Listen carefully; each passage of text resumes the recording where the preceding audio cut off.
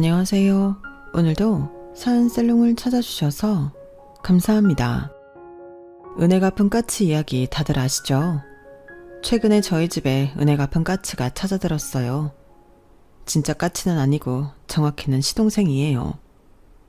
시동생은 제 남편의 배다른 동생인데 남편과는 친동생들보다도 더 가까운 사이였어요. 나이 차이가 많이 나서 그런지 마치 아빠와 아들 같은 사이였죠. 시동생은 태생 때문에 시댁에서 눈칫밥을 먹고 자랐는데 그런 시동생을 감싸준 유일한 사람이 바로 제 남편이었어요. 사람들은 흔히들 머리 검은 짐승은 돌보는 게 아니다 라고 하지만 그건 어디까지나 제 시동생과는 거리가 먼 이야기 같아요. 남편이 세상을 떠난 지금까지도 시동생은 저와 제 딸의 든든한 바람막이가 되어주고 있거든요. 그럼 지금부터 우리 모녀에게 찾아온 은혜 갚은 까치 이야기를 들려드릴게요. 저는 7년 전에 남편과 사별했어요. 남편과 저는 같은 대학, 같은 과 선후배 사이로 남편이 군복무 이후 제가 다니던 학년으로 복학을 하면서 만났어요. 남편과 저는 학번 차이가 좀 났기 때문에 이전까지는 서로 이름도 들어본 적 없는 사이였어요. 그런데 저희 과 조교님이 과대인 제게 남편이 잘 적응하게 도와주라고 부탁을 하셔서 뒤늦게 알게 된 거였죠. 처음엔 조교와 남편 관계를 의심했었어요. 혹시 사귀는 사이가 아닐까 하고요. 그렇잖아요.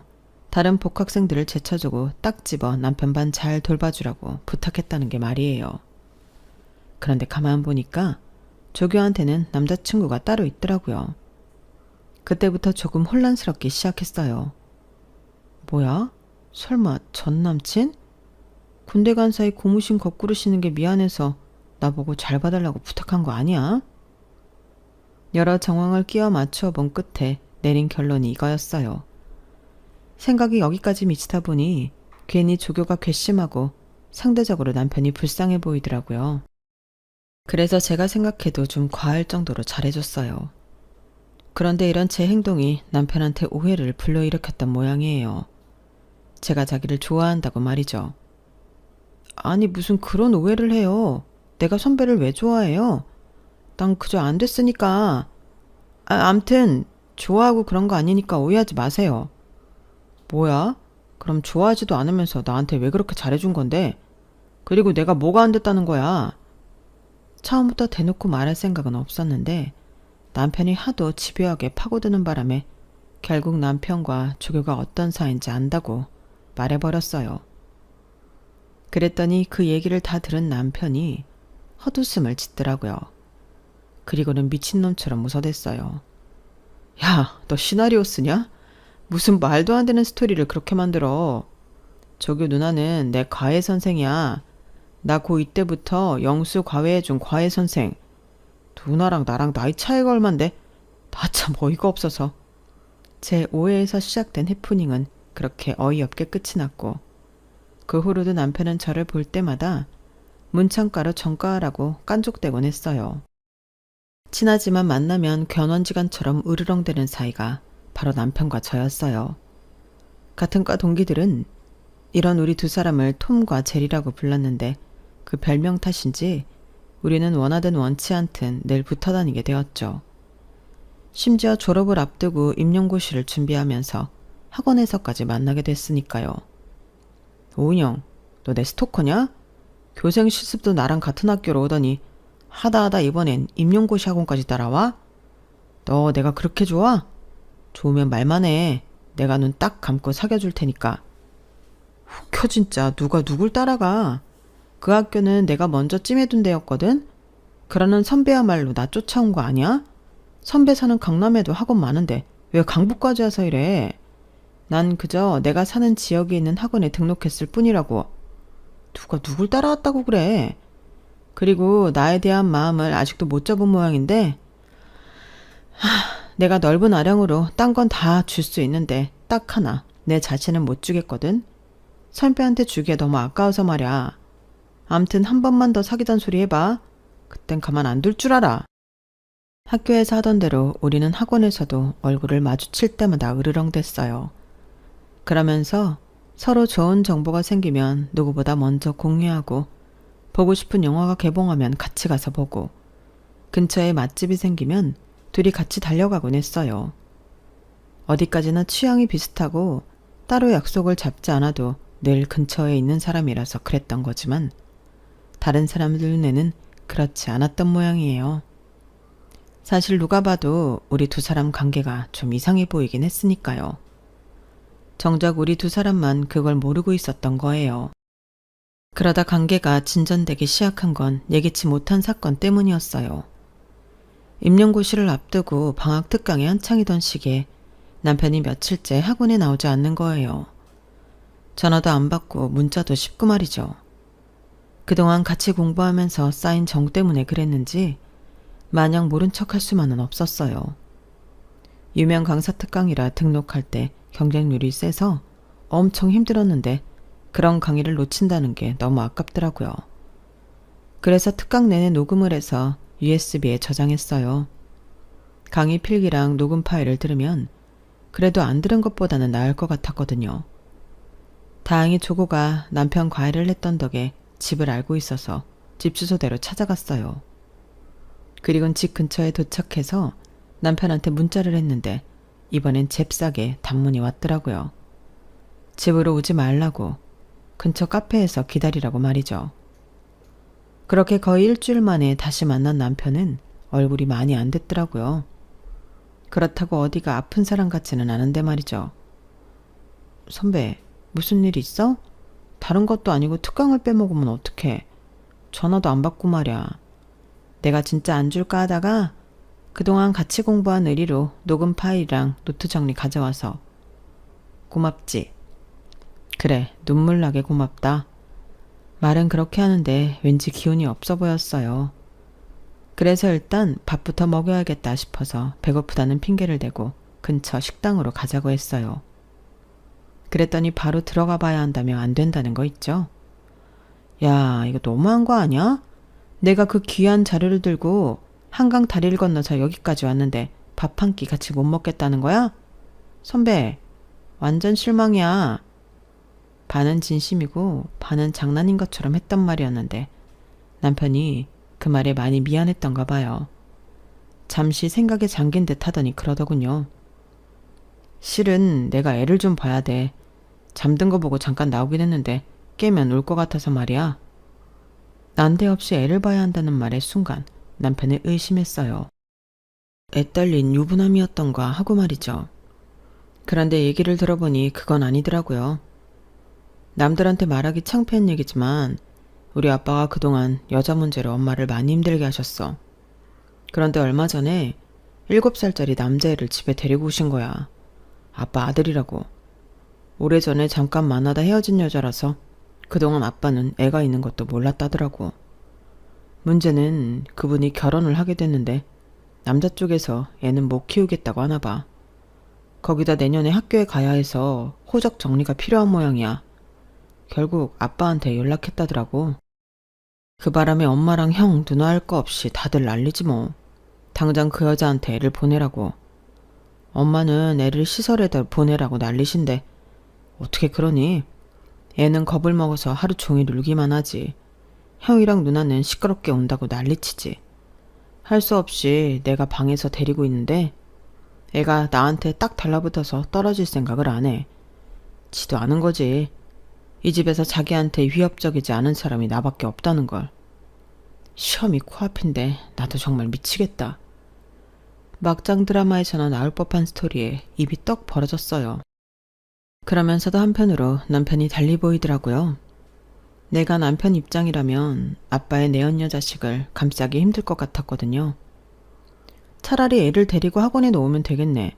7살이면 말귀는 알아들을 거 아냐? 선배가 수업 들어갈 땐 내가 데리고 있으면 되니까 학원에 데리고 와. 애도 집에 있는 것보다 잠깐이라도 밖에 나와 있는 게 나을 수 있어.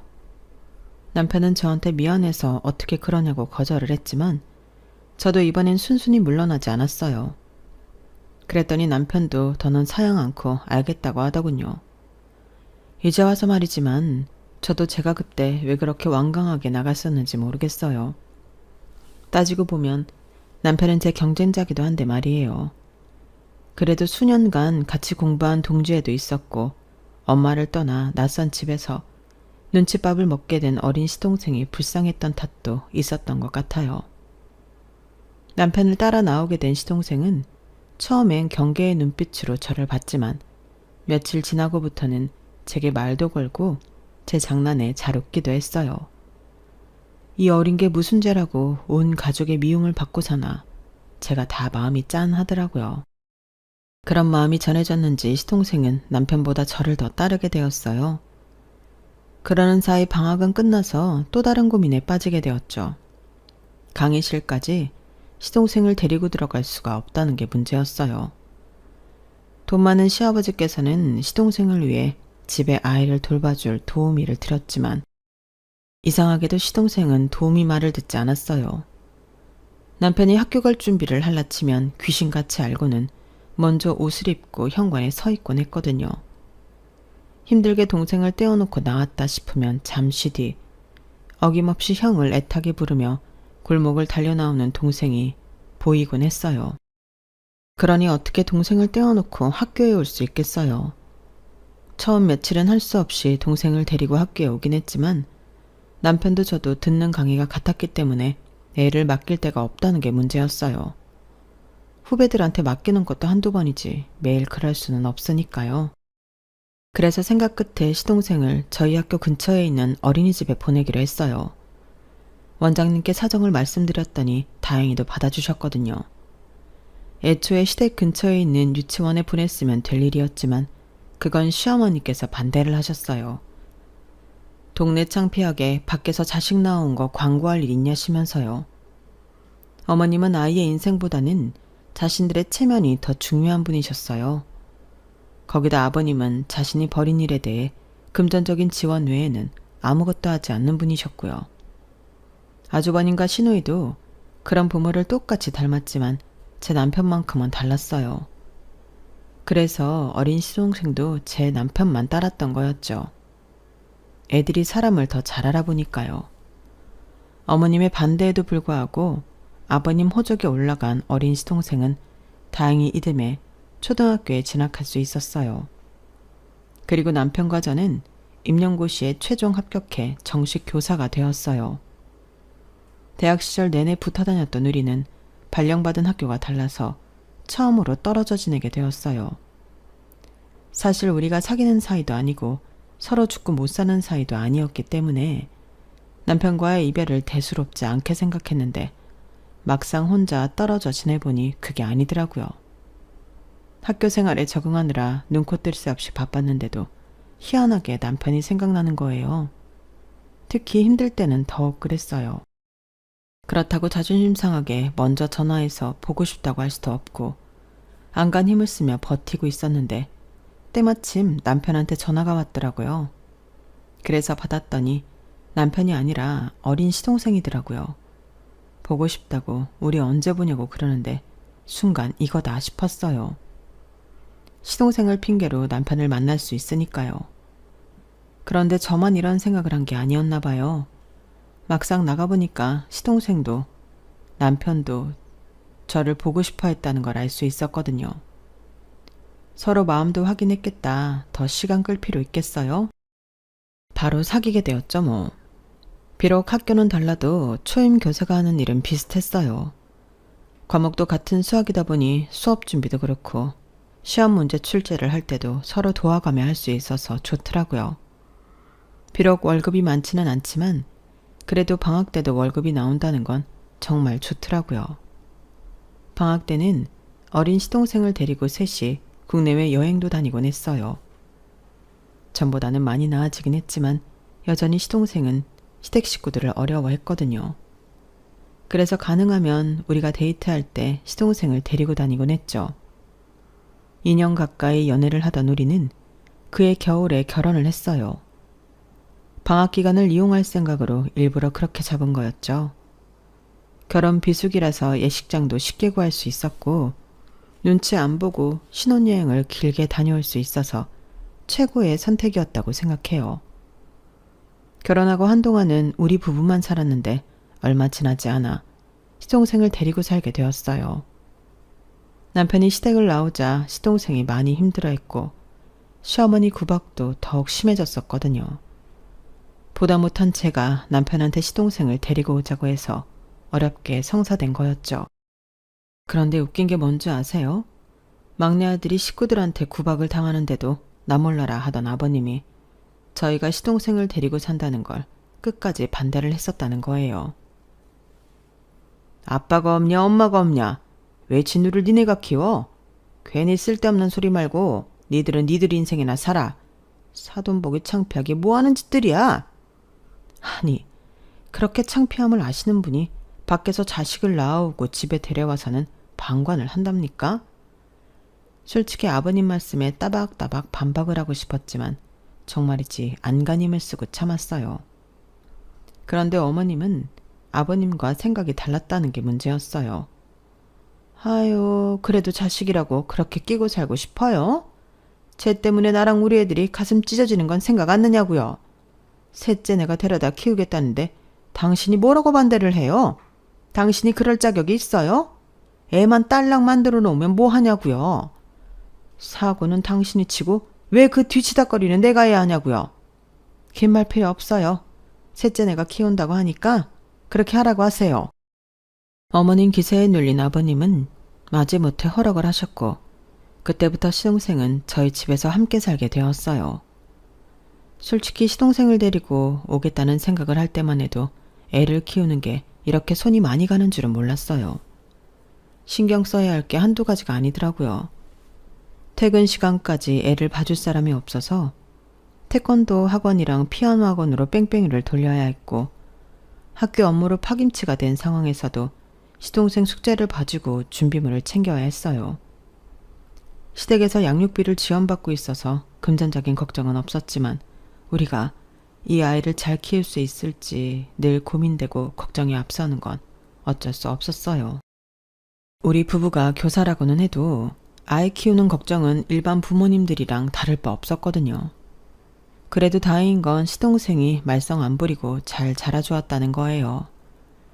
가끔은 그래서 가슴이 아프기도 했지만요. 어린 게 우리 부부가 아니면 자기를 받아줄 사람이 없다는 걸 알아서 그런지 눈밖에 나지 않으려고 애를 쓰는 게 보였거든요.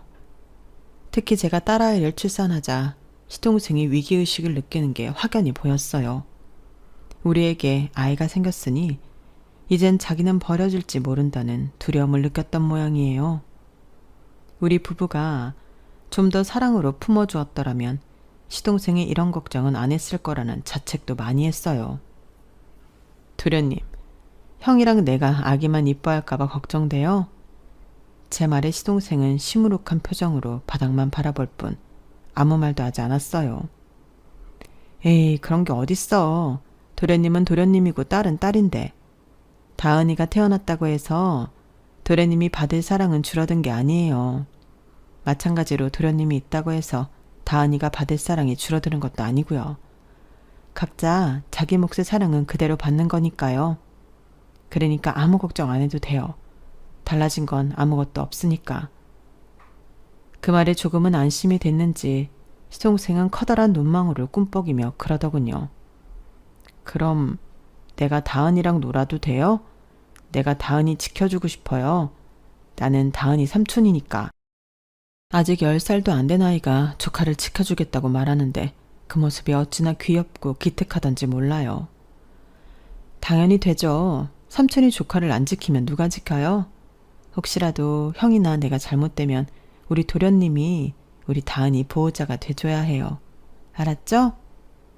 그 말에 어린 시동생은 마치 일생일대의 임무를 부여받은 장군처럼 진지한 표정으로 고개를 끄덕였어요. 그리고 자신이 했던 말을 지키기라도 하듯이 고사리 손으로 저희 딸을 얼마나 애지중지 돌봐주었는지 몰라요. 딸아이도 어린 삼촌을 잘 따랐기 때문에 주변에서는 사이 좋은 남매라고 생각했어요. 우리 집에서는 말도 잘하고 활달한 시동생이었지만 시댁에 갈 때면 마치 도살장에 끌려가는 소처럼 침울해하곤 했어요. 세월이 흘렀어도 여전히 어머님한테 시동생은 남편의 부정을 일깨워주는 증거였으니까요. 더불어 아주버님과 시노이한테는 먼 훗날 유산을 나눠 가져야 할 불청객일 뿐이었고요. 그렇게 시동생은 시간이 흘러도 좀처럼 시댁에 융화되지 못했어요. 그렇게 고등학생이 되었는데 느닷없이 시동생 친모가 찾아온 거예요. 주말이라 모처럼 늦잠을 자고 있었는데 시어머니께서 전화를 하셨더라고요. 시동생을 데리고 당장 본가로 오라고요. 명절에도 시동생 데리고 오라는 말은 안 하시는 분이 갑자기 콕 집어 시동생을 데리고 오라 하시니 왠지 불길하긴 했지만 어쩌겠어요. 오라시니 가야죠. 그렇게 온 가족이 시댁으로 향했는데 거기에 시동생 친모가 와 있더라고요. 어머님은 시동생 친모를 조롱하듯 그러셨어요. 지 새끼 버릴 땐 언제고 이제 와 데려가겠다니 어쩜 하는 집도 일이 천박한지 원. 자식이 아니라 물건으로 하는 거지. 예, 네 엄마가 너 데려간다니까 더 이상 내 아들 마늘이 힘들게 말고 얼른 따라가거라. 이럴 거 왜 온 집안에 분란을 일으키고 그 난리를 친 건지. 아들까지 버리려고 했던 결혼이었지만 결과는 그리 좋지 않았나 봐요. 남편과 이혼을 하고 아들을 데려가겠다고 온 걸 보면 말이죠. 그런데 알턴 일을 빼내듯 시원한 표정으로 시동생 데려가라고 소리치는 시어머니와 달리 아버님은 제 남편은 반대를 하고 나셨어요. 아버님은 자기 자식이니 그렇다 쳐도 제 남편이 그럴 줄 몰랐기에 시댁 식구들은 황당한 표정이었죠. 엄마라는 사람이 왜 이렇게 경솔해요? 진호가 버리고 싶으면 버리고 데려가고 싶으면 데려갈 수 있는 존재인 줄 알아요? 진호가 그동안 어떻게 살았는지 알기나 해요? 이제 겨우 적응하고 잘 사는 애 또 이렇게 흔들어야 되냐고요. 이혼했으니 데려가겠다고요? 그럼 또다시 남자가 생기면 그때는요. 지는 못 키우겠다고 또 버리지 않을 거란 보장을 어떻게 하냐고요. 못 보내요. 우린 진우 못 보낸다고요. 평소 화도 잘 안 내는 사람이 그날은 어찌나 화를 내던지 몰라요. 저 역시도 남편이 왜 이렇게까지 화를 내는지 모르는 바는 아니지만 그래도 여기서 눈칫밥 먹고 사느니 친모 품에서 사는 게 낫지 않을까 하는 생각도 들었어요. 그런데 그때 시동생이 그러는 거예요. 형, 미안해. 형이랑 형수님이 그동안 날 위해 준 거 잘 아는데도 나 엄마랑 살고 싶어. 형, 미안해. 눈물이 그렁그렁한 눈으로 울먹이는 시동생을 보니 남편도 더는 뭐라고 할 수가 없었어요. 지금 이 상황에 누구보다 힘든 건 시동생이라는 걸 알기 때문이었죠. 대신 시동생한테 딱 한마디만 했어요. 진우 너 잘 들어. 형은 이제 너 안 받아줄 거야. 그러니까 아무리 힘든 일이 있어도 네 엄마 옆에서 살아. 다신 돌아올 생각 말고. 알았어? 남편의 그 말은 분명 차갑게 그지없었지만 이상하게도 제 귀에는 세상 무엇보다 따뜻한 이별의 인사 같았어요. 동생이 행복하길 바라는 형의 마음이 느껴졌거든요. 결국 그날 시동생은 친모를 따라갔고 남편은 그 후로 시동생에 대한 얘기는 한마디도 꺼내지 않았어요. 매정하다 싶을 정도로 말이죠.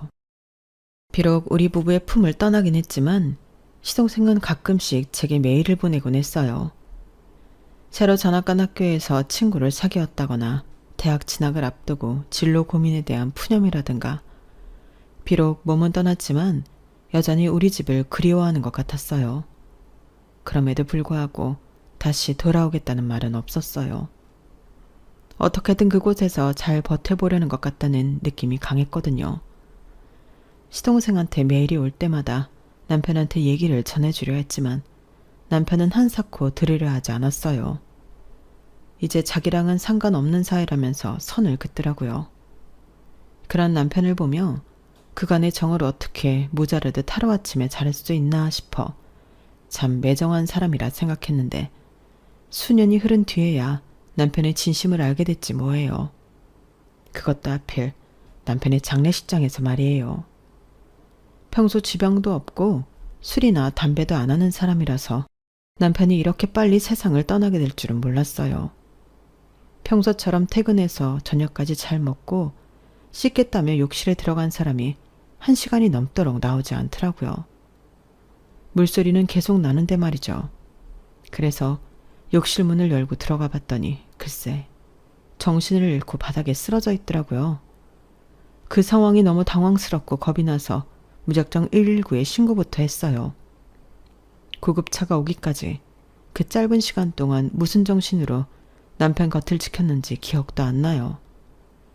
딸아이는 옆에서 울고 그 와중에도 저는 벌거벗은 남편한테 옷을 입혔던 기억뿐이에요. 사람들 앞에 남편의 알몸을 내보이면 안 된다는 생각해서 그랬던 것 같아요. 구급차에 실려 병원에 도착한 남편은 의료진의 치열한 사투에도 불구하고 세상을 떠나고 말았어요. 너무 늦게 발견된 탓이었죠. 남편의 장례식장은 아수라장 그 자체였어요. 제가 남편을 늦게 발견해 자식을 잃었다며 길길이 날뛰는 시어머니와 마치 저를 살인자 보듯 하는 아주버님과 시누이, 그리고 딱히 제 탓은 하지 않았지만 저랑 눈길도 마주치지 않고 싸늘한 심기를 드러내는 시아버지까지. 시댁 식구들 모두가 남편의 죽음을 제 탓으로 몰아가고 있었거든요. 어머님은 저랑 딸아이가 상주자리에 앉는 것조차 허락하지 않았어요. 남편 잡아먹은 년이 무슨 낯짝으로 이 자를 지켜. 너만 아니었으면 내 아들 안 죽었어. 네 년이 조금만 일찍 욕실문만 열어봤어도 내 아들이 이렇게는 안 됐다고. 내 아들 살려내라 이년아. 차라리 네가 죽고 내 아들 살려내. 시어머니는 제 멱살을 쥐고 고래고래 소리를 지르며 난리를 치셨어요. 그런 어머님을 말린 건 다름 아닌 시동생이었어요. 남편의 부고를 받고 달려온 시동생은 장례식 내내 저와 제 딸을 시댁 식구들로부터 보호해 주었어요. 오래전 남편과 제가 어린 시동생을 시댁 식구들로부터 막아주었던 것처럼 말이죠. 조문객도 돌아가고 시댁 식구들도 다들 방에 들어가 잠든 사이 그제야 남편 영정 앞에 앉을 수 있었던 제게 시동생이 그러더군요. 그날 엄마를 본가로 불러들인 사람이 형이었어요. 나중에 엄마가 그러는데 엄마가 이혼했다는 소식을 듣고 저랑 같이 살게 해주려고 형이 일부러 가족들 앞에서 화를 내면서 연기를 했다더라고요. 그래야 큰어머니가 더 저를 보내려고 안달을 할 거고, 그러면 아버지도 더는 저를 붙잡을 수 없을 테니까요. 대학교 입학식 때 형이 찾아왔었어요. 비록 먼 발치에서 바라보다 가셨지만요. 형수님, 제가 아직은 힘이 없지만 형 대신 형수님이랑 다은이는 제가 꼭 지켜드릴게요. 그날 시동생은 아직 30도 안 된 앳된 청년의 모습이었지만 그 누구보다 저를 안심시켜 주었어요. 그 후로도 시동생은 수시로 저희 집에 드나들며 집안 곳곳에 남자 손이 필요한 부분을 남편 대신 처리해 주었어요. 남편이 죽고 저희 집과 연을 끊은 시댁 식구들은 그런 사실을 몰랐겠지만요. 남편이 세상을 떠나고 6번째 기일을 지내는 사이 시동생은 결혼을 했어요. 동서는 저와 나이 차이는 많이 났지만 워낙 부침성이 있고 착해서 금세 친동생처럼 허물없이 지낼 수 있었어요.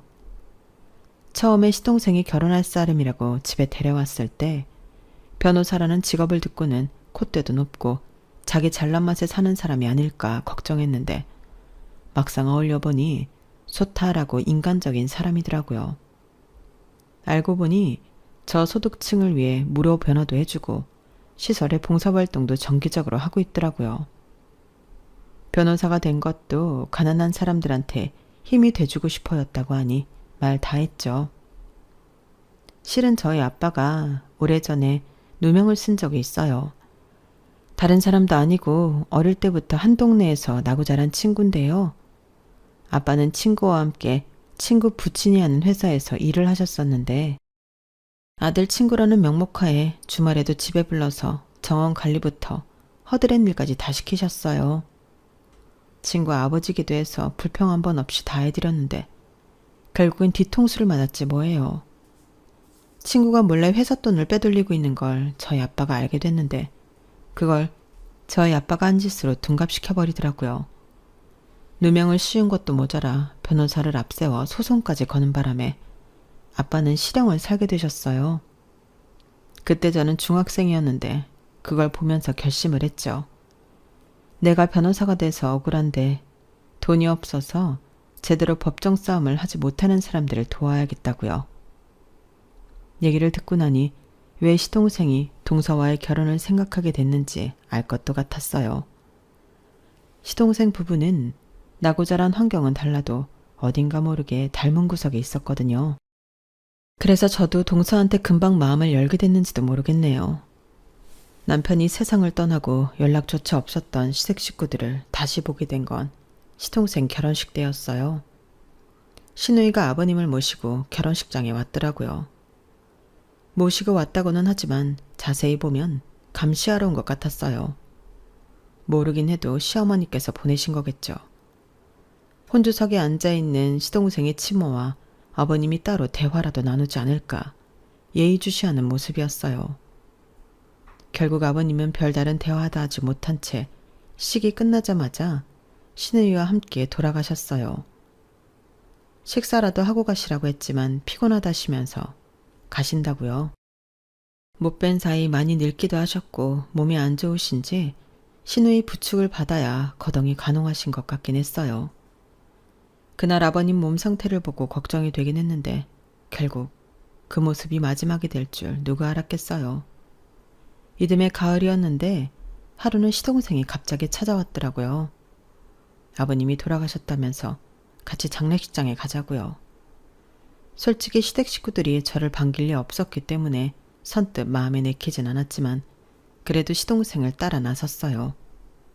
그리고 결과는 제 예상 그대로더군요.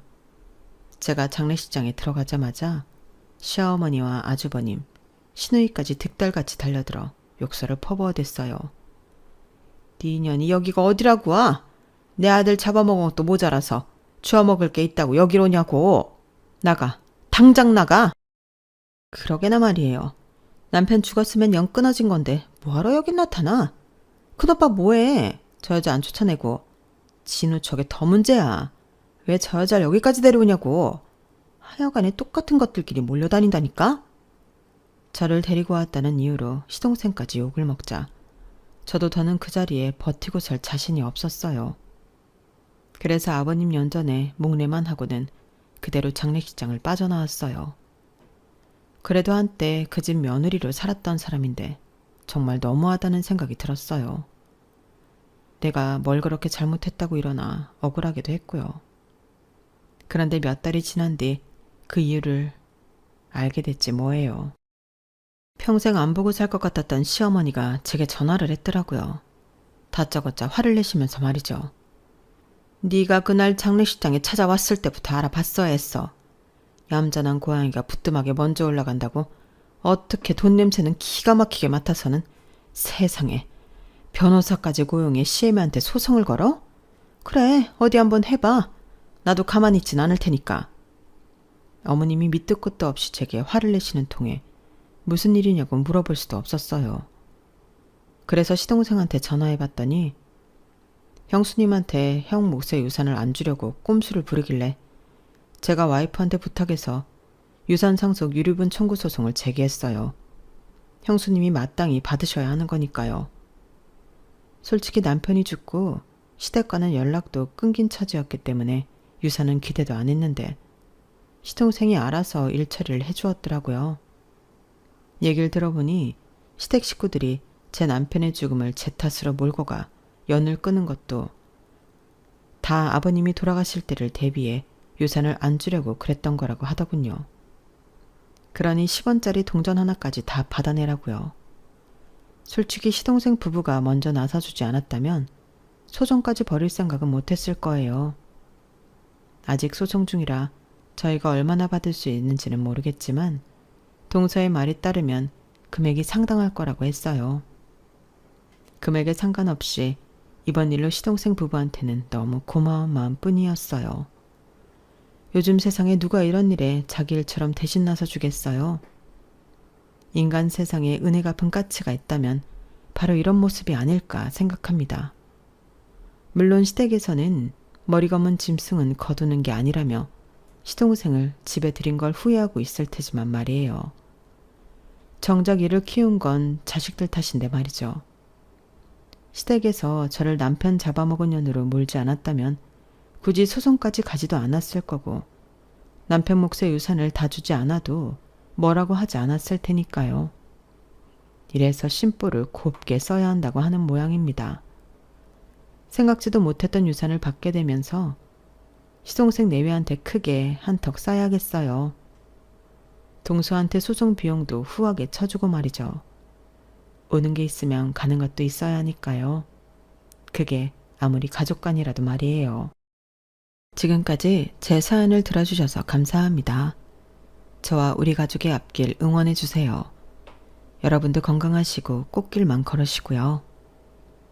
여러분, 사연 댓글에 응원과 현명한 조언 부탁드려요. 좋아요와 구독은 저에게 큰 힘이 됩니다. 오늘도 좋은 일 가득하세요.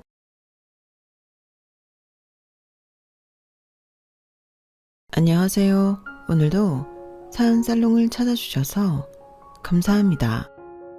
저는 황당한 일을 겪고 이혼을 한 40대 여성인데요. 시간이 좀 지났지만 그래도 그때 일을 떠올리면 여전히 화가 명치까지 치닫는 터라 이렇게 사연을 신청하게 되었어요. 모든 이혼 사유 중에 좋은 일로 헤어지는 부분은 없겠지만 저의 경우는 참 억울한 일에서 비롯되어 이혼까지 하게 되었는데요. 흔히 요즘 젊은 부부들은 효도는 각자 알아서 한다고 하던데 저는 그 의견에 대찬성입니다. 저도 나이가 아주 많은 편은 아니지만 그런 생각을 하지 못했거든요. 며느리니까 시어머니도 내 어머니라고 생각해 신경을 쓰는 게 도리라고 생각했는데 그게 시간이 가면 갈수록 저한테는 너무 힘들었어요. 뭐 좋은 소리라도 들었으면 모르겠는데 시어머니는 며느리인 제가 당신 아들이 벌어오는 돈을 앉은 자리에서 쉽게 까먹는다고 생각하셨어요.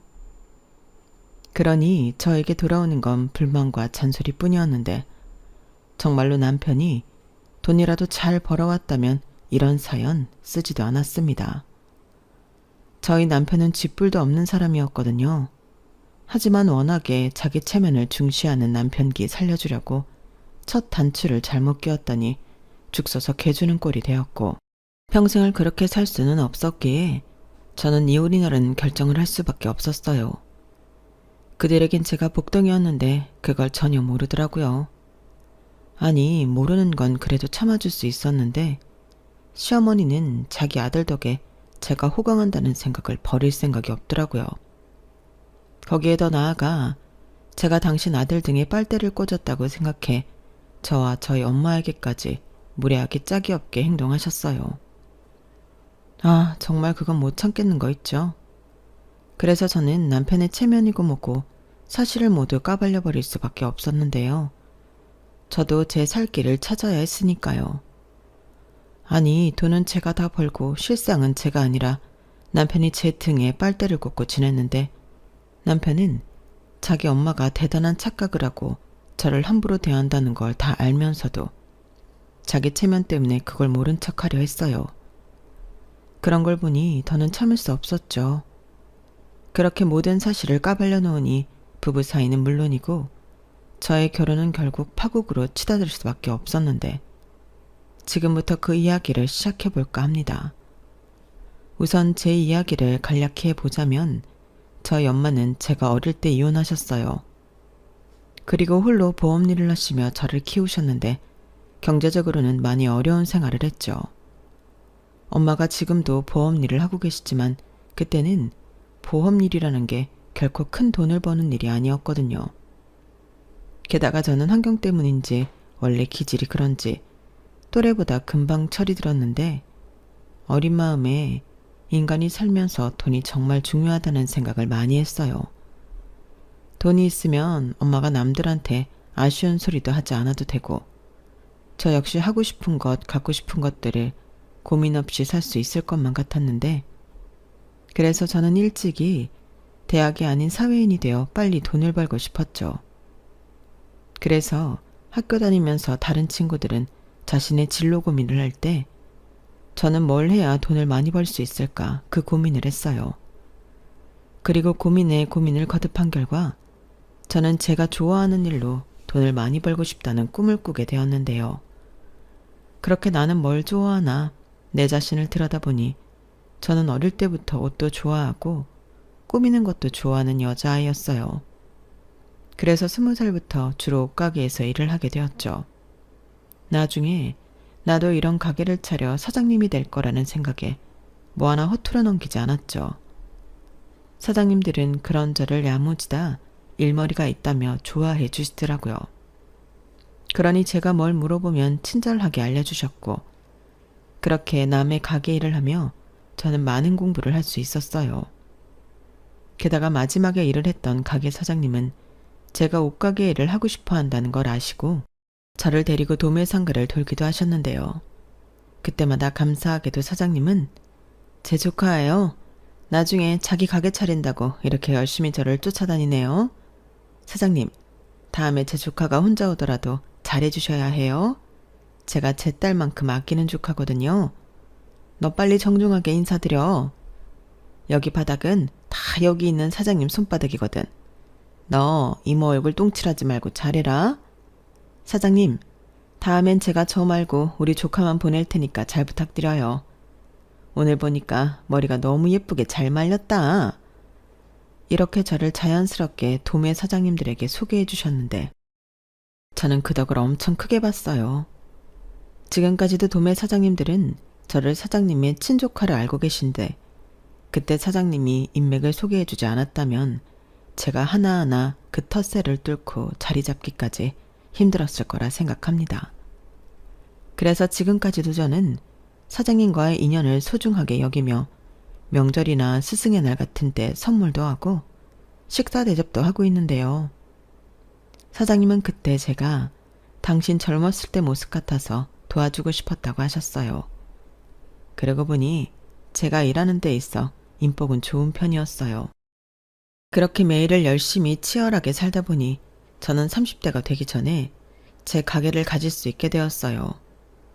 솔직히 목이 아주 좋고 평수가 있는 곳은 아니었지만 그 돈을 모으기까지 속된 말로 먹을 것 안 먹고 입을 것 안 입고 돈을 모았어요. 남들 눈에 제가 궁상맞게 보였을지도 모르겠지만 저에겐 꿈과 목표가 있었기에 그 시간이 힘들지 않았어요. 오히려 하루하루 제가 바라는 꿈에 가까워지고 있다 생각해 늘 신이 났었는데요. 그렇게 마련한 제 가게이다 보니 저는 너무 행복했어요. 남들이 볼 때는 코딱지만한 보세 옷가게일지 모르지만 저에겐 전부였고 천국이었죠. 거기에 쇼핑몰이라고 하기엔 조금 민망하고 온라인 스토어를 통해 인터넷 판매도 하기 시작했는데 저는 그간의 경험을 살려 질 좋은 옷을 합리적인 가격에 팔고 싶었죠. 사실 이 일을 하다 보니 세상엔 다 팔지도 못하고 폐기하는 옷이 엄청 많더라고요. 유행도 너무 잘 타고 또 한 철 입고 끝이라는 나쁜 말로 싸구려 옷들도 대충 만드는 곳도 많았는데 저는 그런 옷을 팔고 싶지 않았어요. 이미 다른 곳에서 그런 옷들을 많이 팔고 있었으니 저는 좀 차별화를 두고 싶었죠. 디자인만 어필해 비싸게 옷을 팔아봤자 질이 떨어지면 그 옷도 낭비고 그 옷을 사간 고객도 다른 옷을 재구매하러 오지 않을 거라 생각했어요. 저는 어쩌면 시간이 많이 걸릴지 몰라도 저희 가게의 진가를 알아봐주는 단골이 많은 가게로 성장시키고 싶었어요. 그래서 오프라인에만 매달릴 수 없다는 생각을 개업 초창기 때부터 했는데 그렇게 6, 7년 정도 꾸준히 노력하니 서서히 저의 바람은 현실이 되었어요.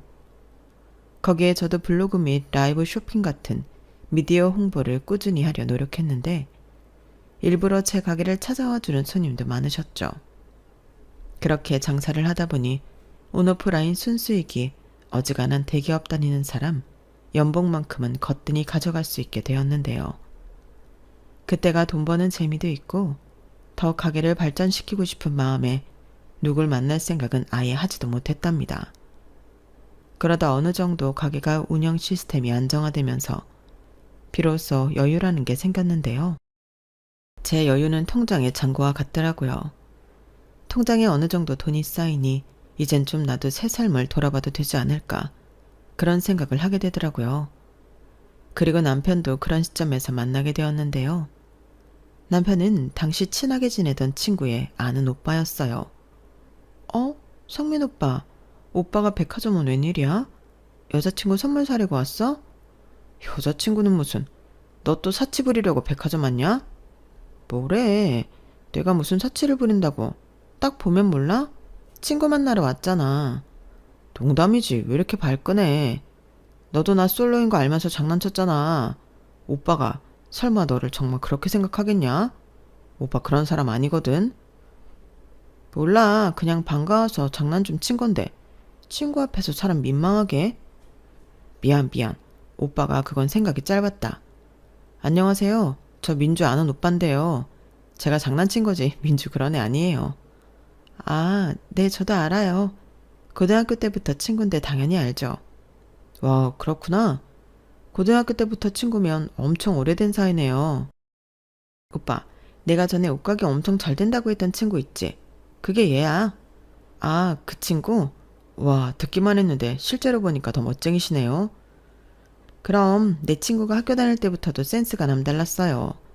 같은 교복을 입는데 얘가 입는 교복은 뭔가 다르더라고. 정아 너도 인사해. 여기는 개인 사업하는 성민이 오빠야. 안녕하세요. 네, 이렇게 만나게 돼서 반갑습니다. 근데 진주 오빠는 왜 혼자 백화점에 왔어? 선물? 다음 주가 엄마 생신이신데 도통 뭘 사야 할지 모르겠네. 옷을 좀 사드리고 싶은데 내 눈에는 다 똑같아 보인다. 엄마가 다음 달에 친구들이랑 여행 가시거든. 그때 입을 옷이 없다고 해서 무작정 백화점에 오긴 했는데 도통 모르겠어. 정말? 정아야, 그럼 네가 오빠 좀 도와줘. 아무래도 옷가게 사장님이 보는 눈이 더 좋겠지? 내가? 그럼 저는 너무 고맙죠. 초면이지만 제가 부탁 좀 드려도 될까요? 대신 맛있는 거 사드릴게요. 와, 정말? 비싼 거 먹어도 돼? 민주 너 말고 정아 씨 사드린다고. 치, 정아 내 친구거든? 내 친구 아니었으면 오빠가 정아한테 어떻게 그런 부탁을 해. 그러지 말고 나도 껴줘. 정아야, 너 실력 발휘 좀 제대로 해봐. 우리 오늘 진짜 맛있는 거 얻어먹자. 저 오빠 능력 있어. 그래도 백화점에 직원이 얼마나 많은데 내가 도움이 될까? 직원이랑 정아 씨는 다르죠. 그러지 말고 부탁 좀 드릴게요.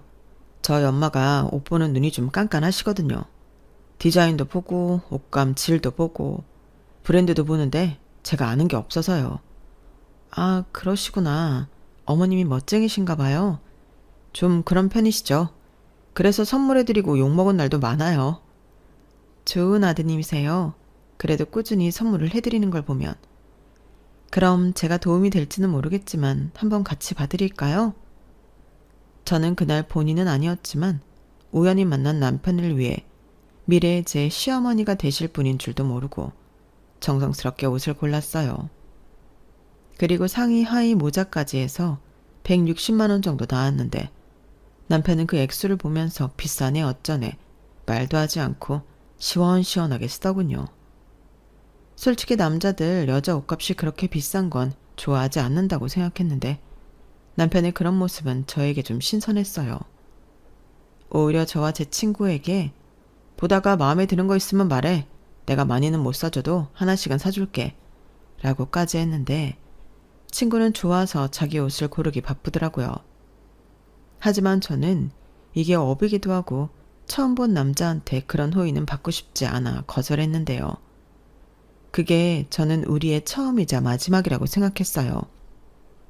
지금도 그때를 떠올리면 당시 제가 남편에게 이성적인 호기심이나 호감은 별로 없었던 것 같은데 친구는 연신 자기 아는 오빠가 돈도 잘 벌고 주변 사람들도 잘 챙긴다고 입에 침이 마르도록 칭찬을 하기 바빴어요.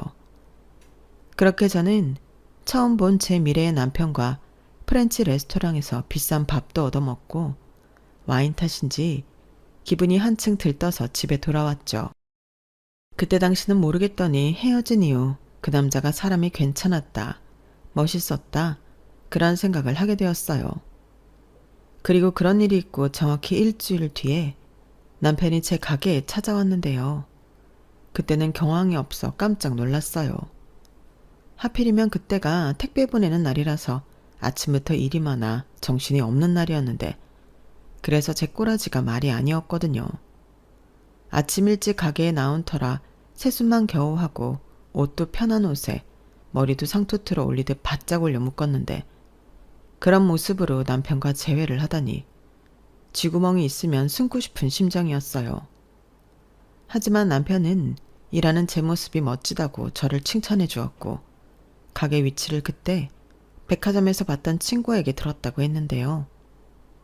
남편은 헤어지고 나서 제 생각이 많이 났다며 갑자기 저에게 남자친구가 있느냐고 물어봤어요. 그러고는 얼굴이 금방이라도 터질 것 같이 새빨개졌는데 자기도 염치 없지만 용기를 내서 찾아왔다고 수줍게 말하더라고요. 지금 생각해보면 참 멋대가리도 없는 데 씌었는데 저는 남편의 수줍어하는 모습에 귀엽다고 생각했어요. 그리고 그날 시키지도 않았는데 택배 보내는 일부터 가게 일을 도맡아 처리했고 그날 이후 남편의 꾸준한 애정 공세가 시작되었는데요. 가랑비에 옷이 젖는다고 간식 사다 주고 힘든 일 있으면 슈퍼맨처럼 나타나 뚝딱 처리해주는 등 저는 점점 남편에게 빠지게 되었어요. 그리고 그때 만난 친구의 말처럼 남편은 능력도 있어 보였는데요. 같이 다니면 제가 돈이 없는 것도 아닌데 제 돈은 일절 쓰지 못하게 하더라고요. 어허, 오빠랑 있을 때는 지갑 꺼낼 생각도 하지 마. 내가 설마 여자친구 만나면서 돈 쓰게 할까? 라고 했는데 그 모습이 저는 자신감이 있어 보이고 좋았어요. 남자가 없어서 궁상 떠는 것보다 그게 설령 다른 사람 눈에는 허풍이나 허세처럼 보일지라도 저는 돈을 쓸 때는 시원하게 쓰는 게 더 멋있다고 생각했거든요. 그리고 연애하면서 이야기를 자주 나누다 보니 남자친구는 이남 중 차남으로 위로 형이 있다고 했어요. 형보다 자기 어머니에 대한 효심이 지극하더라고요. 저도 홀어머니 밑에서 자랐고 남편 역시 아버지가 병으로 돌아가셔서 홀어머니 밑에서 자랐는데 그래서일까요? 저희 두 사람은 자기 엄마에 대한 생각이나 마음이 비슷해서 대화가 잘 통했어요. 그렇게 연애를 2년 조금 넘게 했는데 특별하게 싸운 기억도 없었고 남편은 제가 당신의 천생연분이라며 하루라도 빨리 결혼하고 싶어 했죠. 제가 당시 엄마와 살다 따로 나와 지내고 있었는데 청약이 당첨되어 기다리던 아파트가 완공이 되었거든요. 그리고 청약 받았을 때부터 그 집이 완공되면 엄마랑 둘이 살아야겠다 생각하고 있었는데 제가 연애 중이라는 걸 알고 있던 엄마는 제 아파트에 들어가지 않겠다고 완강하게 말씀하셨어요. 이유는 뻔했죠. 뭐하러 나까지 그 집에 들어가니? 너 시집 가야지. 그 아파트에 신혼살림 차려도 되고 아니면 팔아서 더 큰 집 가. 엄마는 지금 사는 집이 편하고 좋아. 어차피 혼자 사는데 이 정도면 딱이지. 라고 하셨는데 저는 엄마에게 그 아파트를 주고 시집을 갈 생각이었거든요. 기껏 어렵게 청약받아 돈까지 다 냈는데 시집 간다고 홀랑 팔아버리고 싶진 않았어요. 그러다 이 사실을 알 리 없던 남편의 프로포즈를 받았고 저는 고민할 수밖에 없었는데요. 그런데 남편의 말이 지금 수금이 밀려서 묶인 돈 때문에 한 2년은 월세에 살아야 한다고 하더라고요. 그럼 결혼을 아예 2년 뒤에 하면 되지 않겠냐고 하니 우리 엄마가 장가가라고 하도 난리셔서 형은 장가가서 애까지 있는데 나만 장가 안 가고 나이만 먹는다고 올해까지도 안 가면 선봐서 며느리 드린다고 하는데 내가 정한 너를 두고 어떻게 딴 여자를 만나? 그건 있을 수도 없는 일이지. 라고 했는데요.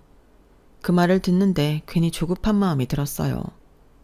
막말로 내가 집이 없는 것도 아닌데 괜히 사랑하는 남자를 딴 여자한테 뺏길까 묘한 질투심이 났죠. 저는 그게 제가 똥 밟는 건 줄도 모르고 내가 아파트가 있으니 그럼 월세 말고 그 집을 신혼집으로 하자고 말했는데 남편은 정말 몰랐다며 깜짝 놀라며 좋아하더군요. 대신 자기가 생활비는 아주 넉넉히 주겠다고 큰 소리까지 쳤는데 실상은 아니었어요. 무슨 사업이 돈이 계속 묶이는지 남편은 신혼 때부터 저에게 아쉬운 소리만 하더라고요. 게다가 남편이 상견례하기 바로 전 부탁한 게 하나 있었는데요. 자기 엄마가 물어보면 제 아파트를 반반씩 해서 구입한 공동명의라고 말을 해달라 하더군요. 아마 우리 엄마는 당연하게 우리 신혼집을 내가 샀을 거라고 생각하실 거거든. 그런데 공동명의도 아니고 자기 집이라고 해봐. 아마 엄청 실망하실 거야.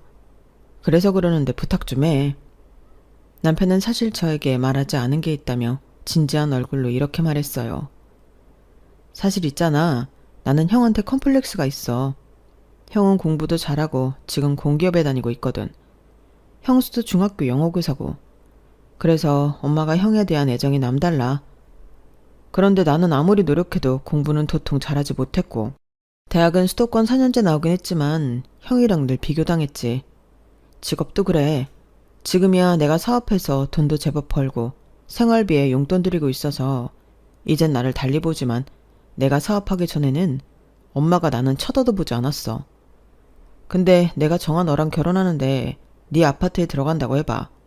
나를 또 형보다 못한 자식으로 생각할 거잖아. 라고 하는데 솔직히 이해는 가지 않았죠. 결혼하는 마당에 자기 엄마가 자기한테 실망을 좀 하면 어떤가요? 우리만 잘 살면 될 일인데 남편은 평생 차별받고 살았기 때문에 앞으로는 그러고 싶지 않다고 했어요. 거기에 형까지 요즘은 자기를 달리 보고 인정도 해주는데 자기 사업이 요즘 좀 힘들다는 걸 알면 다시 자기한테 한심하다느니 답이 없다느니 그런 소리를 할 것 같아 의식이 된다고 하더라고요.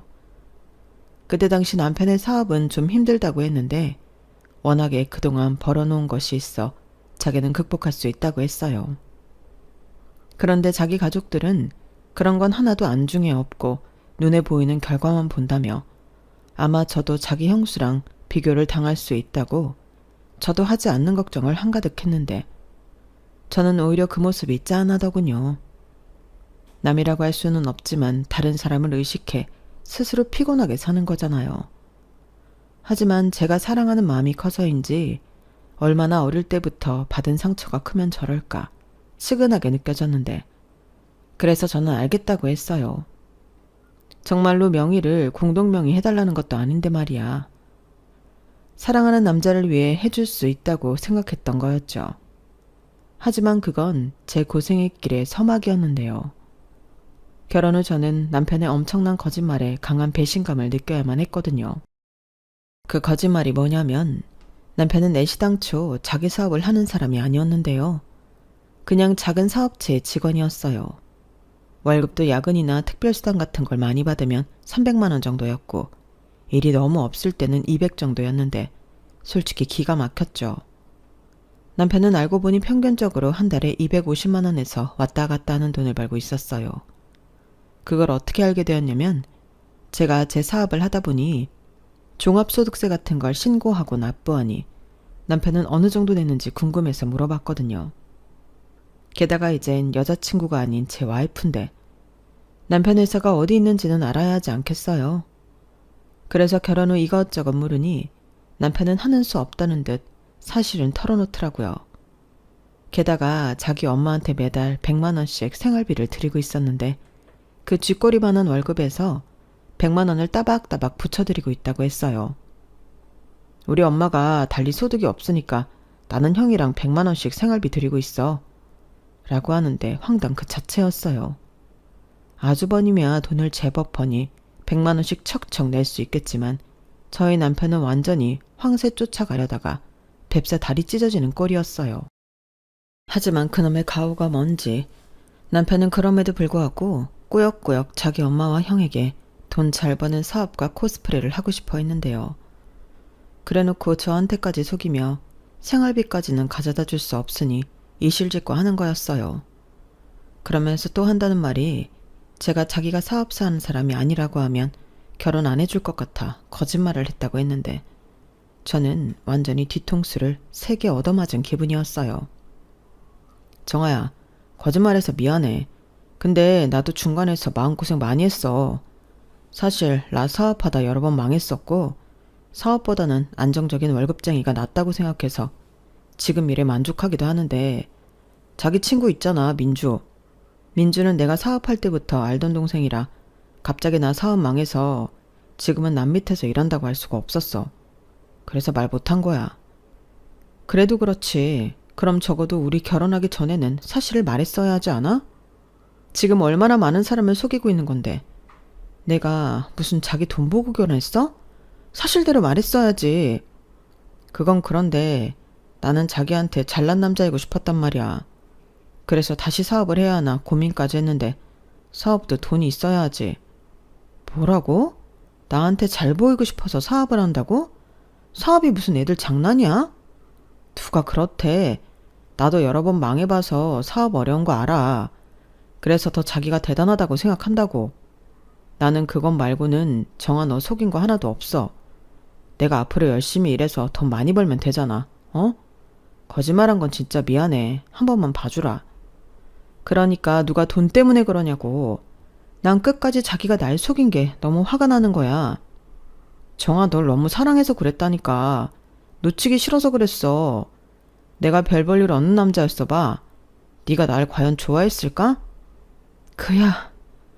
저는 남편의 풀 죽은 모습에 머릿속이 복잡했어요.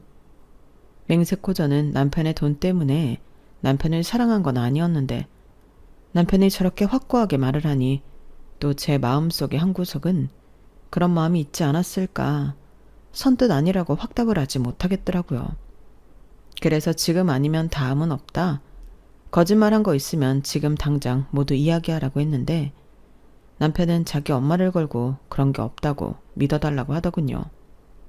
하지만 다른 건 다 떠나 월급이 250 수준이라는 게 마음에 걸렸는데요. 그중에 100만 원은 시어머니 드리고 150만 원 남은 거에서 자기 쓰는 카드값 교통비 100만 원 쓰면 저에게 가져다 주는 돈은 50만 원에 불과했어요. 그것도 말이 50만 원이지 카드값이 오버하면 받지도 못하는 돈이었는데요. 그러니 생활비는 제 돈으로 쓰게 되었죠. 한 1년 정도 지나니 남편은 아예 저한테 따로 돈을 주지도 않았는데 자기 집에 가서는 시어머니나 아주버님 내외에겐 여전히 돈을 잘 버는 사업가 코스프레를 하려 했어요. 당연히 저는 그게 너무 싫었죠. 그래서 초반에는 부부싸움도 엄청 했는데요. 남편은 자기 체면을 생각해 그 정도는 맞장구 쳐줄 수 있는 거 아니냐고 뻔뻔한 모습을 보였어요. 사실상 그때부터 부부 사이는 금이 가고 있던 거였는데 결혼은 연애랑 다르니 헤어짐을 결정하는 건 쉽지 않았죠. 다만 그때까지는 남편이 저에게 직접적인 이혼 사유가 될 만한 행동을 하지 않는다는 것도 한몫했는데요. 남편은 허세를 부리기를 좋아하고 돈을 잘 벌지 못한다는 것만 빼면 데리고 사는 데는 문제가 없었어요. 집안일도 알아서 척척하고 술 문제, 여자 문제, 주식이나 도박 같은 것도 하지 않았는데 제가 가게 일이 바쁘고 힘든 날이면 그것까지 와서 기꺼이 했거든요. 그러니까 시댁과 연관되어 있지 않으면 굳이 제 앞에서 허세를 떨지 않았으니 그럭저럭 괜찮은 남편이었는데 저희 친정엄마는 남편이 저와 당신에게 잘하니 그것만으로 당신 사위를 엄청 챙기고 좋아하셨죠. 엄마는 아빠한테 그런 대접을 받아본 적이 없다며 딸인 저라도 다정한 남자를 만나 다행이라고 하셨거든요. 게다가 허세 떠는 걸 좋아하는 남자는 저희 엄마한테도 참 잘했는데요. 친정엄마를 모시고 식사를 할 때면 알아서 비싼 식당을 예약해 그 돈을 자기가 내곤 했어요. 거기에 남편은 장모 선물도 빼먹지 않고 자기 돈으로 사왔는데 그러니 저희 엄마는 당신 사위를 좋아할 수밖에 없었죠. 그리고 그렇게 사위 잘 둬서 좋다고 하는 엄마를 보고 저 역시 참고 산 건 또 있었는데요. 하지만 남편이 그렇게 저희 엄마한테 점수를 따는 동안 시어머니는 며느리인 저한테 사사건건 시비를 걸지 못해 안달이셨어요. 한 번은 제 가게에 놀러를 오셔서는 가게라고 코딱지만 한데 너 여기서 돈은 벌긴 하니? 라며 얼굴 가득 인상을 찌푸리셨는데 저는 그게 은근 자존심이 상했죠. 그래서 어머니 저 여기서 꽤 벌어요 라고 했는데요. 시어머니는 족제비 눈을 하고는 벌긴 뭘 벌어? 옷 가격도 그래.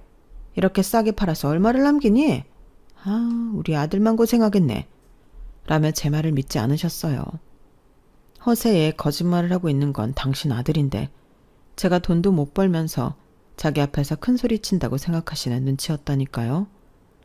그리고 시어머니는 당신 아들이 돈을 잘 버니 제가 당신 아들 돈으로 돈 많은 사모님 놀이를 하고 있다 생각하셨는데 그런 생각을 하게 된 계기가 딱 한 번 있었어요.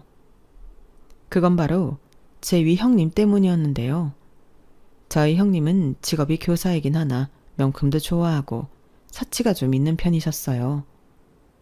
저도 뭐 직업도 그렇고 마음에 드는 건 가격을 생각하지 않고 명품이든 보세든 사는 편이었는데 아무래도 옷 코디 사진을 찍을 때 가방이나 신발 같은 건 좀 좋은 걸로 매치해야 옷도 살아나거든요.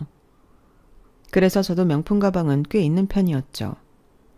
그날은 아주버님 생신으로 시댁에서 가족들끼리 밥을 먹기로 한 날이었는데 아무 생각 없이 샤넬 가방 하나를 메고 가게 된 게 화근이었어요. 평소에 그 가방을 갖고 싶었다는 형님이 오지랖을 떨기 시작했거든요.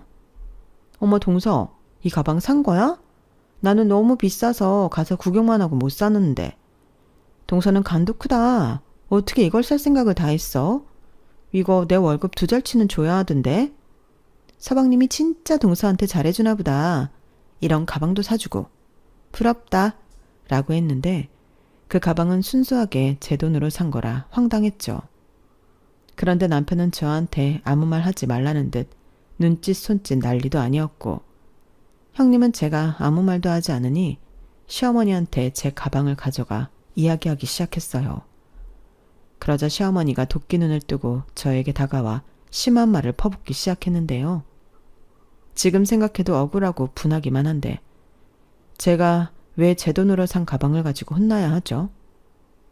이 가방이 그렇게 비싼 거니? 아, 너는 생각이 있어 없어?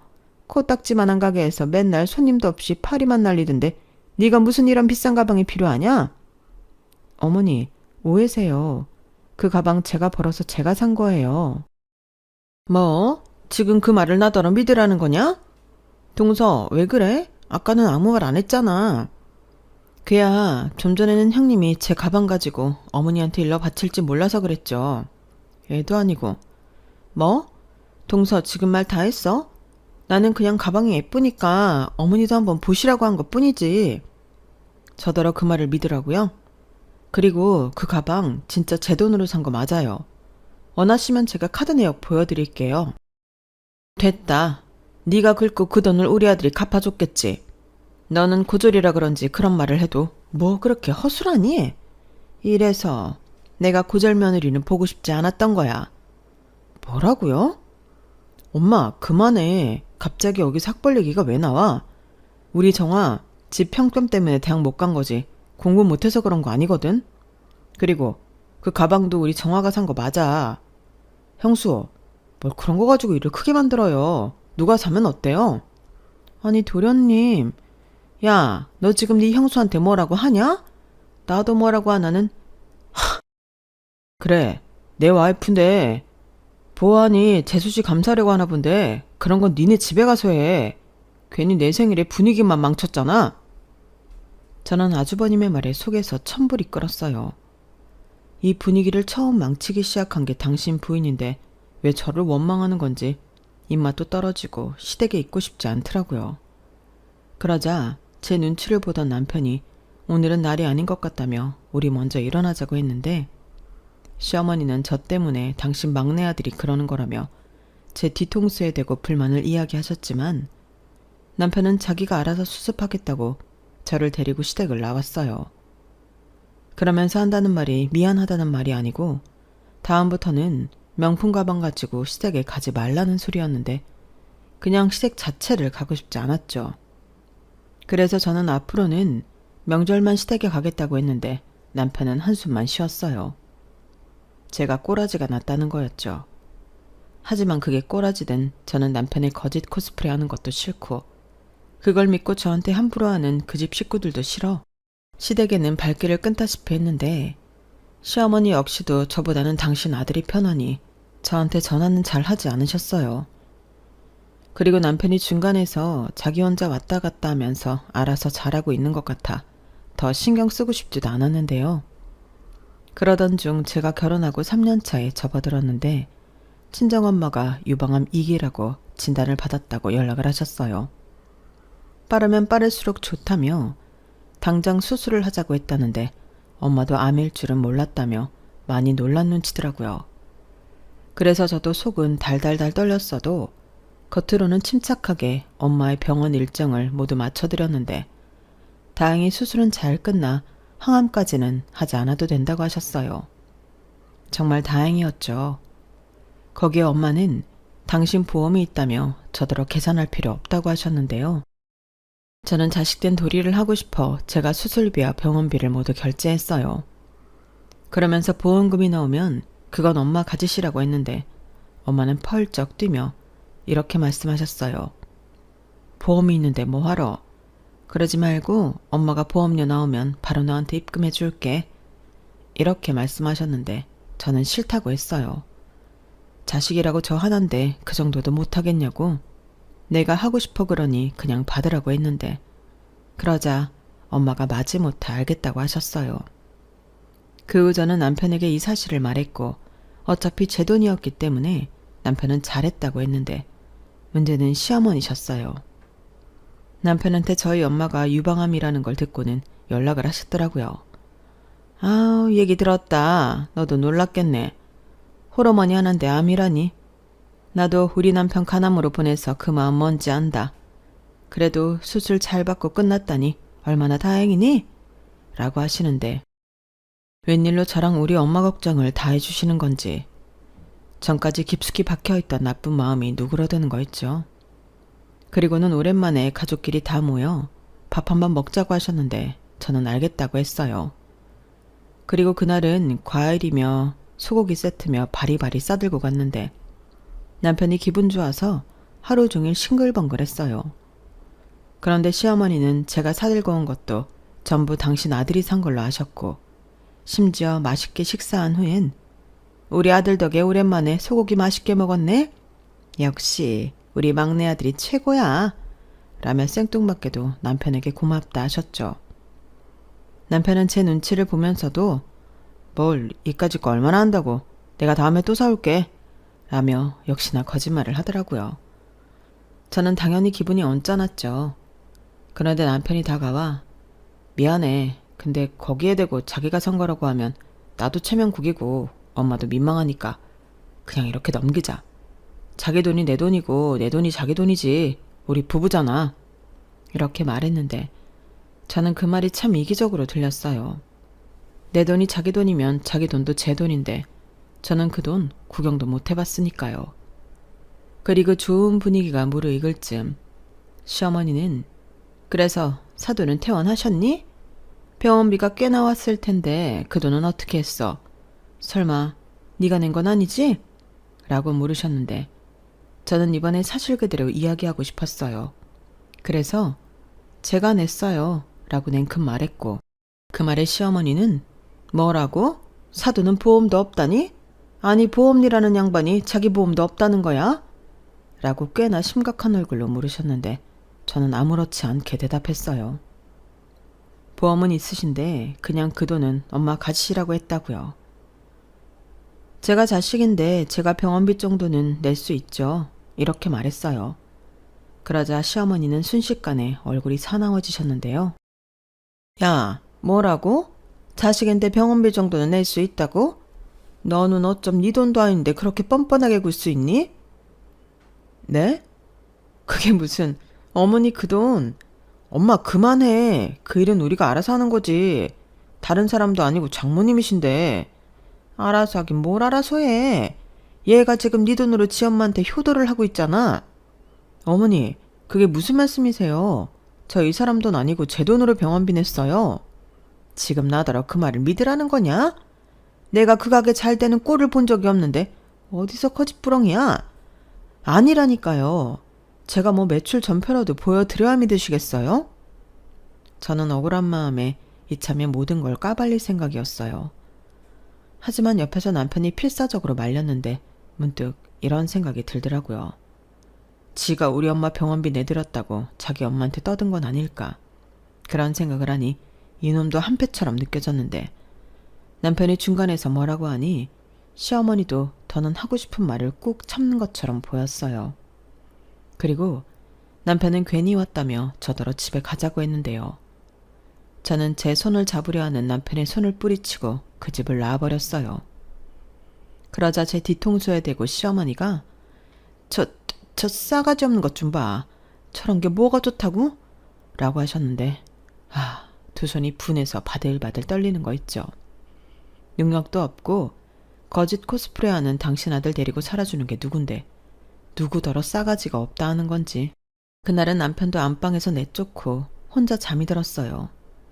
그리고 일어나 보니 아침 일찍 출근이라도 한 듯 집에 남편 모습은 보이지 않았는데 그렇게 점심때쯤 가게에 나가보니 시어머니가 가게 문 앞에서 저를 기다리고 있더군요. 딱 봐도 어제 다 못한 거 마저 하러 온 사람이었는데 남편도 없겠다. 저는 오히려 진실을 밝히기에 좋은 기회라고 생각했어요. 그래서 안에 들어가서 이야기하시라고 말씀드리고 가게 문을 열었는데 시어머니가 바로 먼저 시작하시더군요. 너는 지금 시간이 몇 시야? 이렇게 게을러 터져서 무슨 장사를 한다는 거니? 오늘만 늦게 나왔어요. 어제 하도 억울해서 잠을 설쳤거든요. 네가 억울하긴 뭐가 억울해? 나야말로 분이 안 풀려서 밤새 한숨도 못 잤다. 아니 너는 낯짝도 두껍지? 네 돈도 아니면서 어떻게 네 엄마한테 생색을 낼 수 있냐? 몇십만 원도 아니고 몇백을? 몇백이나 많아 제 돈이라니까요. 무슨 말도 안 되는 소리야. 너 남의 돈으로 기분 내는 거 아니다. 얘가 진짜 큰일 나래네. 안 되겠다. 너 가만히 있어. 시어머니는 갑자기 핸드폰을 꺼내더니 뭘 찾고는 바로 통화 버튼을 눌렀어요. 그러고는 네 사돈 접니다. 퇴원하셨다는 말은 들었는데 몸은 괜찮으세요? 라고 하는데 저는 진짜 깜짝 놀랐어요. 아니 거기서 저희 엄마한테 전화를 할 거라고는 상상도 하지 못했거든요. 그래서 제가 전화를 뺏으려 하니 시어머니는 도망이라도 치듯 서둘러 이야기를 이어가셨는데 저는 그때 피가 거꾸로 솟는 것만 같았어요. 다름이 아니라요. 병원비가 꽤 나온 것 같던데. 네, 그러니까요. 그렇게 많이 나왔군요. 그런데 그걸 정화가 안 받는다고 했다죠? 제가 그 말을 듣고 그건 아니라고 적은 돈이 아니니 받으라고 하고 있는 중입니다. 그렇잖아요. 자기 남편이랑 상의도 안 하고 그렇게 큰 돈을 덥석? 네. 그럼 보험금 나오면 주시는 걸로 알아도 되겠죠? 역시 사돈이랑 직접 이야기하는 게 나았네요. 감사합니다. 그럼 몸조리 잘하시고요. 부탁 좀 드려요. 어머니, 지금 뭐 하는 짓이에요? 왜 저희 엄마한테 그런 소리를? 왜긴 네가 말이 통통하지 않으니까 그러지. 네 엄마도 죄송하다고 어쩔 줄 몰라 하신다. 왜 부모를 부끄럽게 만드니? 진짜 너무하시네요. 제가 자식 때문에 부끄러운 게 뭔지 진짜 제대로 알려드려요? 어머니, 어머니는 계속 제가 어머니 아들 덕에 떵떵거리고 산다고 생각하시죠? 그 반대예요. 어머니 아들이 지금 제 돈으로 돈 잘 버는 사업가 행색을 하고 있는 거라고요. 얘가 지금 뭔 소리를 하는 거야? 내 아들이 왜? 그리고 우리 아들은 너 만나기 전부터도 사업하고 있었어. 어디서 내 아들을 모함해? 너 괜히 이 자리에 우리 아들 없다고 거짓말하는 거지. 아이고 진짜 너 무서운 애다. 우리 아들이 힘들게 번 돈을 지 마음대로 쓰고 다니더니 이제는 우리 아들이 네 돈으로 사업가 행색을 한다고? 너 무슨 정신병 있니? 저야말로 묻고 싶네요. 어머님은 왜 제 말은 모두 거짓말이라고 생각하세요? 그리고 하나 더 물어보고 싶은데요. 만약에 저희 엄마가 아니고 어머님이 암이라 병원비 내드렸다면 어머니야말로 그 돈 저희한테 돌려주실 수 있으세요? 뭐라고? 야, 지금 이게 경우가 맞는 소리니? 너는 내 아들 돈으로 네 엄마 병원비를 내고 생색을 내는 거고 나는 우리 아들 돈으로 효도를 받는 건데 지금 이게 같아? 말이야 바른 말이지. 니네 엄마도 진짜 사람 이상하다. 딱 봐도 자기 딸이 돈이 없는데 그 돈을 냉큼 자기 주머니에 넣겠대? 사위는 뭐 땅 파서 돈 주워오니? 척이면 척이지. 사위 되는 거 다 알면서 꿀꺽 하시는 거잖아. 사위가 그렇게 만만해? 저는 도저히 말이 통하지 않는 시어머니에게 질릴 대로 질렸어요. 그래서 더 이상 말상대를 하기보다 눈에 보이는 증거를 보여드리는 게 낫겠다 생각했고 저는 시어머니에게 그간 제가 얼마나 많은 돈을 벌었는지 장부와 인터넷 쇼핑몰 주문권을 보여드렸는데 좀 전까지만 해도 저더러 거짓말한다고 펄쩍 뛰던 시어머니는 눈이 왕방울처럼 커졌어요. 그리고는 이게 정말이니? 이 숫자가 네가 번 돈이라고? 라며 저를 놀란 눈으로 쳐다보셨는데 내친김에 저는 저희 엄마에게도 보여드린 적이 없던 통장 잔고들을 보여드렸어요. 그리고 세기라도 박듯 이렇게 말했는데요. 참고로 지금 살고 있는 아파트도 제가 단독명이고요. 어머니 아들은 혼수만 몇 가지 해온 게 다였어요. 저는 생활비라고 받은 게 아마 다 해도 500만 원도 안 될걸요? 저도 결혼 전까지 어머니처럼 그이가 돈 잘 버는 사업가를 알고 있었어요. 저도 속아서 결혼한 거라고요. 그래도 사람은 나쁘지 않아서 참고 살았는데 이젠 어머니 때문에 못 살겠어요. 뭐? 나 때문에? 네. 능력 없는 남자 데리고 사는 것도 쉽지 않은데 시댁에서 거짓말쟁이 취급이나 받고 제 돈인데 남의 돈을 생색낸다는 소리나 듣고 있으니 제가 어떻게 이 망할 결혼 생활을 지속하겠어요. 저는 남편이랑 헤어져도 사는데 지장 없어요. 아, 어머니 아들 한 달에 얼마 버는지 아세요? 250만 원이요. 그것도 지난달에는 아마 200만 원도 못 벌었을걸요?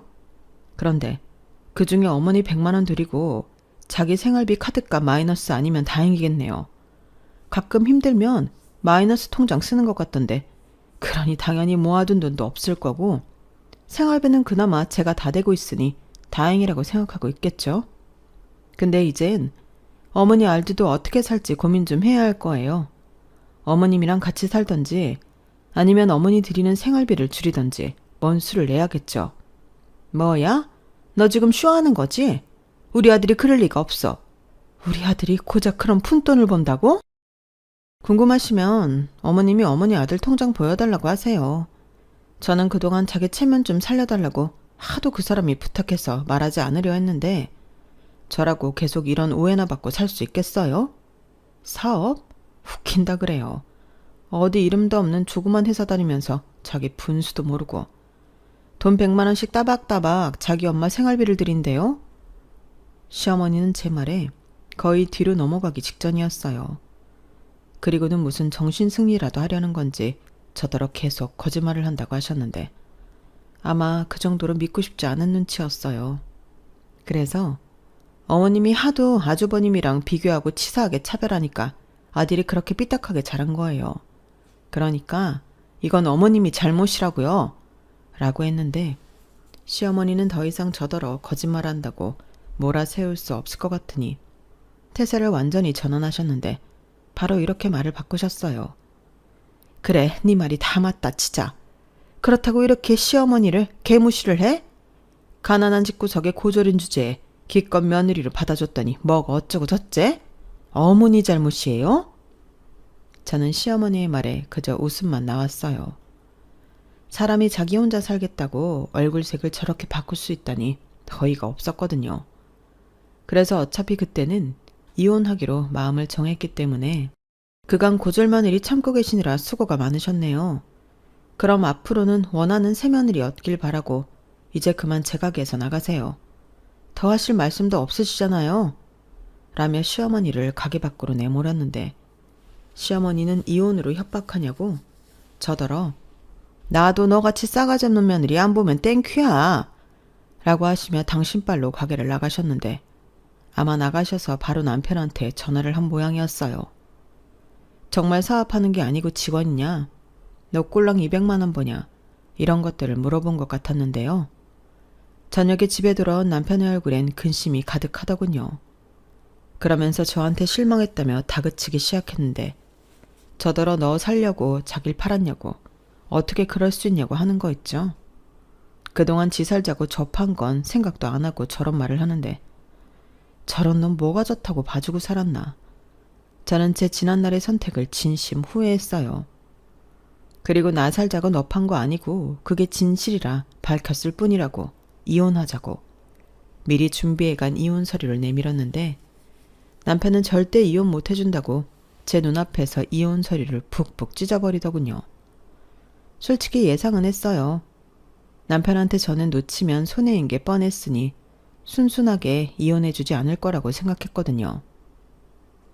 왜? 나 없이는 못 살 것 같지? 그 돈 벌어서 어떻게 살겠어? 근데 나도 지금처럼은 못 살아. 이혼하기 싫으면 앞으로 자기도 생활비 똑같이 우리가 관리비에 식비, 뭐 이것저것 다 하면 300만 원 정도 나오는데 150, 자기 150 이렇게 내자. 뭐? 지금 나더러 생활비를 내라는 거야? 지금까지 아무 말도 하지 않았으면서? 내가 왜 일방적으로 손해보고 살아야 하는데? 자기가 그랬잖아. 거짓말한 거 미안하다고. 대신 돈 많이 벌어오겠다고. 하지 않았어? 근데 나한테 그동안 얼마 가져다 줬니? 아니, 내가 무슨 너처럼 사업을 하는 것도 아닌데 그런 큰 돈이 어딨다고. 왜? 어머니 드릴 돈은 있고 우리 생활비 줄 돈은 없는 거야? 진짜 왜 그러냐. 요즘 가뜩이나 일이 없어서 200만 원도 겨우 받는데. 그래서 나더러 언제까지 혼자 다 감당하라는 건데 생활비 안 주는 것도 이혼 사유에 해당되는 거 몰라? 자기는 잘 벌잖아. 그동안도 아무 소리 하지 않고 다녔으면서. 그래서 앞으로도 아무 소리 하지 말고 다 내라. 이 소리니? 내가 무슨 아들 키워? 됐고, 그럼 성이라도 보여. 이번 달부터 어머니한테 드리는 생활비 나 주라고. 뭐? 우리 엄마 생활비를 너한테 주라고? 왜? 내가 틀린 말 했어? 아주버님이 알아서 하든 어머님이 알아서 하든 하겠지.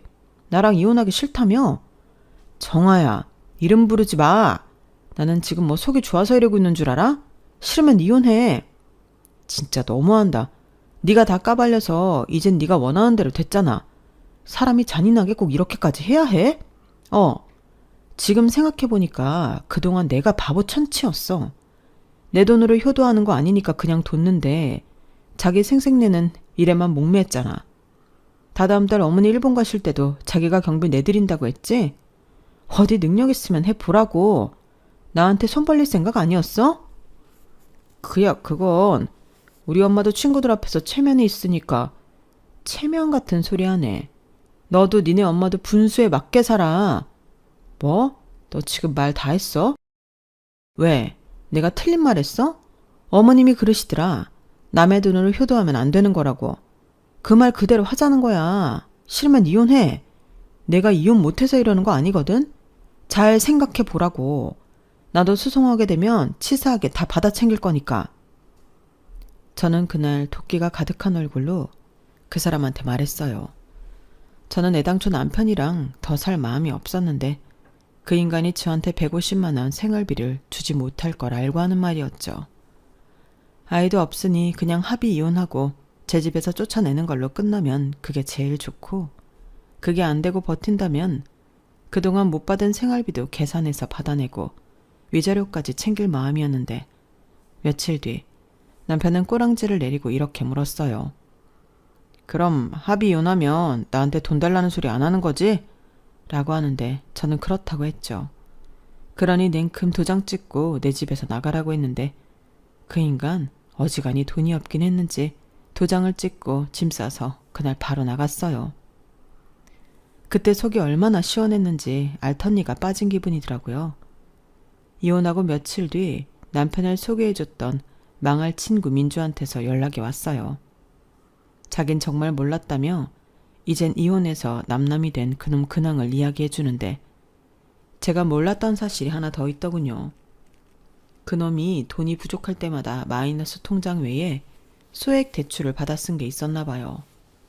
그동안도 쓰고 갚고 살았기 때문에 남의 돈 무서운 줄 모르고 쓴 것 같았는데, 그놈의 체면 때문에 자기 엄마 여행 경비 된다고 대출을 더 받았다가 회사가 어려워져 해고가 되는 통에 여기저기 돈 빌리느라 정신이 없다고 했어요. 그 좋았던 평판도 결국엔 그놈의 허세와 돈 때문이었는데, 그게 다 거짓이라는 걸 알게 된 사람들이 그놈을 좋게 볼 리가 없었죠. 결국 자기 엄마 생활비는커녕 자기 엄마 사는 집까지 담보로 잡혀 돈을 빌려야 하는 판이었는데, 그 엄마라는 여자가 난리가 났답니다. 왜 너 때문에 자기 집을 담보로 잡아야 하냐고. 너 같은 아들 필요 없으니 연을 끊자고 했다는데, 여기서 더 황당한 건 뭔 줄 아세요? 아주버님이 자기가 독박 쓸까 두려워 형님이랑 도둑 이사하고 잠수를 타버렸어요. 그러니 졸지에 여기저기에서 생활비도 끊긴 시어머니였는데 쌤통이었죠. 아무튼 이젠 의지할 곳이 모두 사라진 시어머니셨는데, 그러게 돈 잘 벌고 못난 당신 아들 데리고 사는 저한테 왜 그렇게 하셨는지 남은 인생을 후회하고 사셨으면 좋겠네요. 그에 반면 저는 남편과 헤어지고 집값도 오르고 매출도 뛰었는데 고민 끝에 집을 팔고 친정엄마와 살 집을 새로 구했어요. 뒤늦게 제 이혼 사실을 안 저희 엄마는 말씀은 안 하셔도 속상한 듯 했는데 엄마 팔자 닮았다고 자책하는 소리를 들었거든요. 그래서 그런 거 아니라고 더 잘 살려고 이혼한 거라며 엄마에게 제 진심을 얘기했는데 엄마는 혼자 사는 삶이 녹록지 않다며 걱정이 이만저만이 아니었어요. 그래서 저는 벌어놓은 돈도 있고 엄마랑 재미있게 살 거라며 걱정하지 않아도 된다고 했는데 그때 처음 느꼈어요. 우리 엄마도 많이 약해졌다는 걸요. 아마 몸이 아프면서 마음도 많이 약해진 듯 했는데 제가 이혼한다고 너무 신경도 못 쓰지 않았나 후회가 밀려왔어요. 그래서 혼자 하던 사업을 직원 2명을 뽑아 매장과 온라인 판매를 담당하게 만들고 저는 엄마와 시간을 많이 보내려 노력하기 시작했는데 솔직히 인건비는 뽑고도 남을 정도로 매출이 잘 나오기에 저는 편하게 엄마 곁에 있을 수 있었어요. 그렇다고 아주 제가 손을 떼고 있는 건 아니라서 솔직히 정신은 없는데 그래도 일도 엄마도 챙길 수 있으니 당분간은 지금처럼 생활하려 합니다. 엄마랑 여행도 많이 다니고 전에는 바쁘고 돈이 없어 만들지 못한 추억도 많이 만들 생각인데요. 거기에 더불어 누구처럼 거짓말이 아닌 진실로 엄마가 자랑스러워할 수 있는 멋진 딸이 되고 싶네요. 지금은 바람이 있다면 저희 엄마가 완치 판정을 받고 저랑 더 많은 시간을 함께하는 건데 부디 그 바람이 이루어질 수 있길 소망하며 제 이야기는 이만 줄이도록 하겠습니다. 쓰다 보니 글이 많이 길어졌는데 끝까지 들어주셔서 감사해요. 여러분들은 부디 저처럼 이상한 사람들 때문에 스트레스 받지 말고 좋은 사람들 속에 재미있고 행복한 시간만 보내시길 진심으로 바라겠습니다. 그럼 뭐니 해도 건강 잘 챙기시고요. 저는 이만 마지막 인사를 올릴게요. 지금까지 제 사연 함께 해주셔서 감사합니다. 안녕히 계세요. 여러분, 사연 댓글에 응원과 현명한 조언 부탁드려요. 좋아요와 구독은 저에게 큰 힘이 됩니다. 오늘도 좋은 일 가득하세요.